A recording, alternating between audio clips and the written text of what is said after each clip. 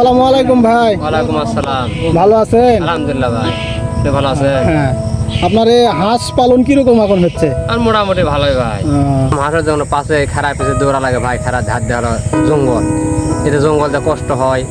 চিন্তা না করলাম যে নৌকা জুড়লে তাহলে দেখা যাবে যে হাঁসের সাথে সাথে আমার আরামে যেতে পারবো, মানে কষ্টটা আর হবে না। এই আনুমানিক কত টাকা খরচা পড়লো আপনার এই নৌকা বানাতে? আমার এই নৌকা এখন বর্তমানে 13,000 টাকা পড়ছে ভাই।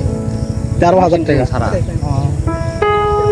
তো এই নৌকা কি শুধু আপনার নিজের কাজের জন্য ব্যবহার করবেন, না উৎসব যখন উৎসব হবে যেমন ঈদ বা পহেলা বৈশাখ এরকম সময় আপনি কি নৌকা দিয়ে এই নদীতে মানুষকে বিনোদনের জন্য কিছু করবেন? অবশ্যই করুন ভাই, মানুষ যদি বিনোদনের জন্য চাই আমি দিব, সমস্যা কি ভাই। নৌকা সোলপুরা দেখেনি তো, সোলপুরা নৌকা চড়া হয়তো একটু ঘুরবে, আরাম করবে, বা যারা হয়তো আশেপাশে পিকনিকে যাবে তাদের জন্য আমি নৌকা ভাড়া দেবো ভাই। নৌকার সঙ্গে সভ্যতার সম্পর্ক খুবই ঘনিষ্ঠ। সেই প্রাচীনকালে সভ্যতার শুরুতেই নৌপথ ছিল যাতায়াতের প্রধান মাধ্যম। তাই ইতিহাসের দিকে তাকালে দেখা যায় প্রতিটি সভ্যতা গড়ে উঠেছে নদীকে কেন্দ্র করে।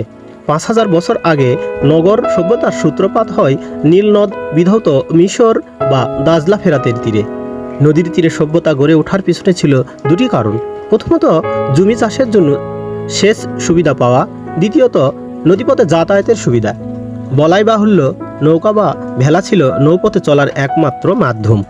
নৌকার উদ্ভব কবে কোথায় হয় আজ তা জানার উপায় নেই। নদীর সঙ্গে সভ্যতার সম্পর্কের কথা মনে রেখে অনুমান করা যায় নীলনদ অথবা দাজলা ফেরাতের তীরবর্তী মানুষ সম্ভবত প্রথম নৌকার ব্যবহার রপ্ত করেছিলেন।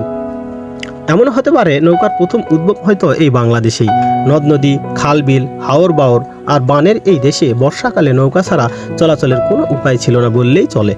কালের বিবর্তনে নৌকার উপর নির্ভরশীলতা কমে এলেও বন্যার সময় কিন্তু এই আদিম বাহনটি জানিয়ে দেয় তার অমরতার কথা।